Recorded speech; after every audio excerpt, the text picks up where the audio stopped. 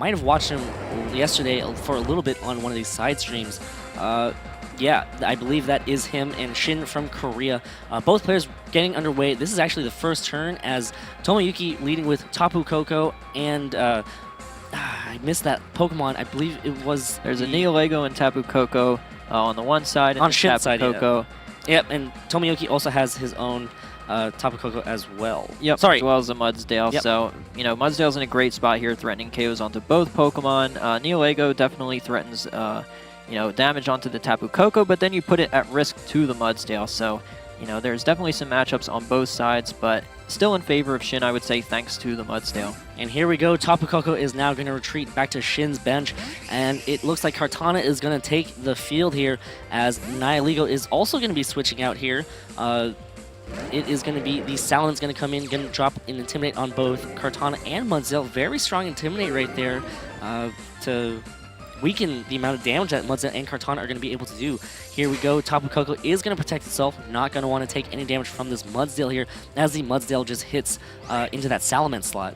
Yep, so Salamence is a great switch in here, especially against the Mudsdale. Not only are you immune to high horsepower, but you provide Intimidate on it, and then the Kartana coming in, Salamence actually getting the Intimidate off on it, and threatening it with a potential fire move like a flamethrower on this upcoming turn. So really good spot there for Salamence. However, Tapu Koko still not really in a good spot against the Mudsdale, even after the Intimidate. So you probably do want to get Tapu Koko out of there as well. Yeah, and I believe Shin is actually the Korean national champion. I believe he is. Yep, and he's 3-1, so he's certainly, you know, on pace to, you know, make it to the top cut here today. He's got a good record here. He is up 1 game, so we'll see if he can take this game and advance to 4-1. Yep, and here we go. That Tapu Koko is switching out here. Going to go into Metagross, possibly going for that Bulldoze combo that we've seen so much. Kartana on the other side, on Shin's side, going to go ahead and retreat as well. Going to switch into Tapu Koko. Could possibly be taking a Bulldoze here, as it looks like Salamence instead just goes straight for a Flamethrower into that Tapu Koko slot. Instead of wanting to slow things down a little bit, just wanting to go ahead. Ooh, it looks like Mudsdale's going to toss a Toxic over towards that Salamence slot right there. Going to badly poison it, but again, just really wanting to get that Kartana off the field. Yeah, seeing how dangerous Salamence is to both Mudsdale and Kartana, choosing to go for a Toxic there is definitely smart, especially since you're expecting Tapu Koko to switch out as well. You don't know what's coming in. It could have been something like a Buzzwole, which would have taken no damage from a, you know, -1 attack Mudsdale high horsepower, but instead Metagross comes in. That's still, you don't want to high horsepower that slot because it's got the weakness policy, and you just end up powering it up, and that's also why Salamence didn't want to go for the Bulldoze there. Instead, flamethrowing that Kartana slot. Even if it does switch out, you get a little bit of damage off, but you don't want to Bulldoze your Metagross considering you're expecting Mudsdale to high horsepower that slot and trigger your weakness policy for you. That is also very true. Probably trying to bait that weakness policy to activate, but instead, now that Salamence is badly poisoned, really putting a timer on it. Obviously, these players know a little bit more information than we do because they're already jumped in the game too. Here we go. It looks like the turn is about to start, and the Tapu Koko is going to go for a Volt Switch into that Salamence slot here. Going to go ahead and switch back out. Shin can try to readjust his board position. Yeah, I'm curious if Kartana comes in here because I think that Salamence going for a Flamethrower in that slot would definitely be a good play. But we do see instead it is going to be the Arcanine. Yep, and instead Arcanine is going to use its Intimidate ability. Salamence actually now they opt for more, really more special sets anyway, so that's most likely going to be irrelevant. And here we go. It looks like a Draco Meteor is going to connect onto that Mudsdale. Going to try to hit it on its less bulky side. It is going to be the special... it is going to be less especially bulky depending on if it's carrying the Assault Vest, but it can't since it's carrying a Toxic. We do see the Stamina give it a big defense boost, and there is a Hammer Arm connecting from that Metagross onto that Arcanine. Yep, clearly expecting Tapu Koko to switch out there. And this should trigger the weakness policy, so great turn there for Tomoyuki, getting a lot of damage onto Mudsdale with that Draco Meteor, as well as getting his Metagross set up. And then Arcanine getting a lot of damage done with Hammer Arm, expecting Tapu Koko to switch out to either Arcanine or Kartana. Hammer Arm's going to be good against both of them, so right now, a really good spot here for Tomoyuki.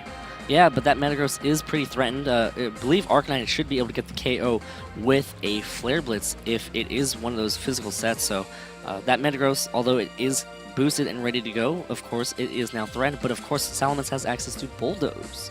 Yep, so you could certainly see Metagross protect and Salamence go for a Bulldoze, or Salamence just decide to switch out with Metagross protecting if it doesn't want that Toxic to continue ticking down. But it also really depends on how Metagross is trained. Some people you will actually see train their Metagross to be extremely fast, faster than, you know, your more bulkier Arcanine sets. You know, I don't know if Tomoyuki's is going to be trained to be that fast, but if it is, you know, perhaps he just stays in and goes for an attack. But considering he's shown Hammer Arm, he's probably not going to be trained to be very fast, and you'd think Salamence is going to switch out here to Neolego. Salamence switching out, but Shin reacting to that switch right there. Nihilego coming back in. Perhaps now it looks like this Nihilego may get KO'd by a high horsepower from the Mudsdale. Arcanine goes for an attack into that Metagross, most likely that Flare Blitz, and here it is, the high horsepower connecting onto that Nihilego, picks up the one-hit KO. Great call right there from Shin. Yeah, really good play there by Shin because, you know, Salamence switching out there to Neolego was definitely a very likely possibility. Bulldoze isn't really going to help Metagross outspeed the Arcanine considering it's already dropped its speed with Hammer Arm. So you have to imagine it's going to switch out to something that not only can outspeed Arcanine but threaten to KO. That Pokemon is Neolego, which he's already seen. So Mudsdale going for a high horsepower in that slot is very risk-free because even if Salamence stays in, it's going to take a lot of toxic damage. Whatever attack it goes for isn't going to really do a whole lot. Bulldoze won't make Metagross faster than Arcanine. Draco Meteor, it's already lowered its special attack. So really, going for that play was extremely safe. So great play there by Shin. Tapu Koko switching in here, most likely trying to deal with that Arcanine before it can pick up the KO on that Metagross here. Of course, Tapu Koko is boosted by that Electric Train and can easily go for a Thunderbolt. We don't know what item it's holding just yet, though. Yeah, depending on what item it has, it can pick up the knockout onto Arcanine, while Metagross can threaten the KO onto Mudsdale, even through the stamina boost thanks to the weakness policy. So I think if I'm Tomoyuki, just make the safe play, target that Arcanine slot with your Tapu Koko, target the Mudsdale slot with your Metagross.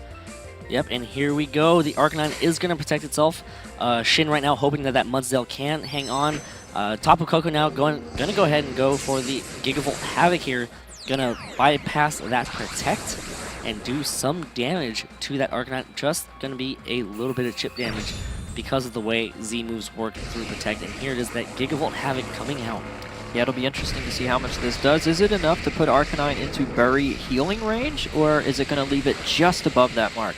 It looks like it's just above that mark, so Arcanine cannot proc its Bury. Oh, a miss! Zen Headbutt just missed. Yep, and Zen Headbutt is an inaccurate move, and that is going to cost Tomoyuki his Metagross. So one of the downsides to Metagross, its best moves are not the most accurate.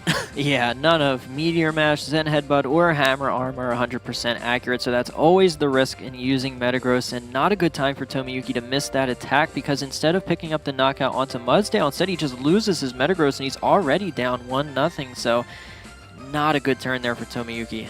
Yeah, on the bright side of things, Tomoyuki does get a send in Salamence.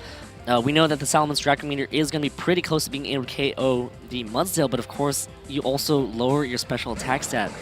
Yeah, another bright thing, though, I only just noticed this, but Tomoyuki looks like he's 4-0 and he's paired down, so even if he loses, he's still 4-1, so he's in, you know, a different position that Shin is in. He can actually afford another loss, and he'll even still be in the same spot that Shin is in, so he only needs to win one more game out of this match and then 2 remaining matches, so even though this match looks like Shin is probably going to take this home, he's up 4-2, he's in a great spot. Tomoyuki's still in a very good spot to try and make it to the top cut. Yeah, the way that Swiss tournaments work, you know, if it's an uneven number of players, you know, sometimes the numbers don't work out. Some players will get paired down. Like, if you're 4-0, like, for example, right now, Tomoyuki got paired down and is facing off against Shin, who is currently 3-1. Sometimes that works in some players' favors, sometimes it doesn't. If you're based on resistance, you kind of want to be paired up. That kind of helps your resistance. Mudsdale here going to switch out. Mudsdale is going to be replaced by the Tapu Koko, of course. Going to go ahead and activate that Electric Terrain again, but we'll definitely be able to take that Draco Meteor a lot better. Here we go, Tapu Koko over. Nope, it looks like Arcanine is just going to try to beat up on that Tapu Koko over on Tomoyuki's side with an Extreme Speed, but ooh, all right, Tomoyuki's Tapu Koko here going for a Thunderbolt instead into the Tapu Koko over on Shin's side, and here we go, a Draco Meteor from that Salamence hitting into that Arcanine slot, so the Draco Meteor does come out instead and gets the KO on Arcanine. Yeah, so interesting turn there by Tomoyuki, clearly trying to make some predictions, try and bring this game back, but with Salamence already having Toxic afflicted onto it, with Mudsdale in a really good spot against Tapu Koko, and now this -2 special attack Salamence. And Kartana still in the back. It's going to be really tough for Tomoyuki to pull this out. Yep, Kartana now going to take the field.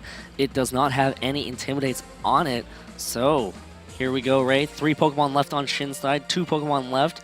Salamence is slowly getting whittled away. Yeah, what was big about that extreme speed the turn before onto the Tapu Koko is it looks like it's going to be very close at putting Tapu Koko into Leaf Blade KO range from this Kartana, depending on how the Kartana is trained. If it's got a lot of attack invested into it, then it may be able to pick up the knockout with a Leaf Blade if this Tapu Koko isn't very bulky. Yep, and here we go. Tomoyuki's Tapu Koko here. It's going to protect itself, and now the Kartana over on Shin's side going to go ahead and detect. Going to also not want to take damage at all. Tapu Koko over on Shin's side goes for a powerful Thunderbolt boosted by that electric terrain. Going to hit that Salamence slot, and Salamence goes for a Flamethrower into the Kartana slot. So right there, Shin calling it, protecting his Kartana for this moment right here. Yeah, great play. The only way Tomoyuki can even get back in the game is, getting an attack off onto Kartana, predicting, a Leaf Blade into your Tapu Koko slot while you protect. But really, there's no harm in protecting with your Kartana because Salamence slowly getting whittled down. There's absolutely no threat to your Tapu Koko right now. The Z move is already used by Tomoyuki's Tapu Koko, and Salamence just can't do a lot of damage to Tapu Kokos, especially after the Draco Meteor special attack drop. So, oh, here we go. The Thunderbolt connects onto Kartana. Kartana hangs on, and now the it looks like it's just going to be a Volt Switch from the Tapu Koko on Shin's side. It doesn't matter. It's going to be able to get the KO, and I believe this Leaf Blade should be able to get the KO as well. Shin does get to move switch and try to make a move just to maybe secure his position just a little bit better, but it looks like Tomoyuki has run out of gas. Now here it comes, the Leaf Blade from from Kartana gets that Tapu Koko and gets the KO, and Shin Junghoon of Korea moves to 4-1, dropping Tomoyuki Yoshimura down to 4-1 as well. That means that Shin is 1 win away from making it to the top